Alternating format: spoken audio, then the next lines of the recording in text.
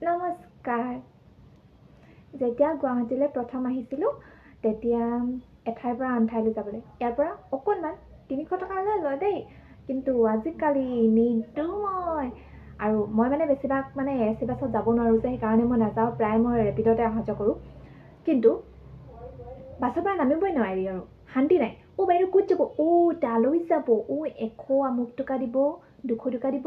তাৰপিছত মই কওঁ মই ৰেপিড' বুক কৰিলোঁ নহয়, মই সদায় 95, 85ত অহা যোৱা কৰোঁ, মই কিয় দিম ইমানকৈ বুলি কওঁ। তেনেকৈ কওঁ দেই। তাৰপিছত কয় নাই বোলে আপোনাক এনেও কেঞ্চেল কৰিব, আপোনাৰ এনেও নাযাব, আপুনি ইমানটো দিব, লৈ যাম বলক, তেনেকৈ কয় আৰু যিমানটো থাকে মই সিমানটো দিম বুলি তেনেকৈ কওঁ আৰু তাৰপিছত তেওঁলোকে কয় আৰু নাই বঢ়াই দিব। তাৰপিছত মই নাই নবঢ়াই, যিমানটো আছে সিমানটো দিম বুলি কওঁ, সিমানতে থাকোঁ। তাৰপিছত কেঞ্চেল কৰি নকৰোঁ, মই আকৌ বুক কৰি ল'ম, হয় নাই?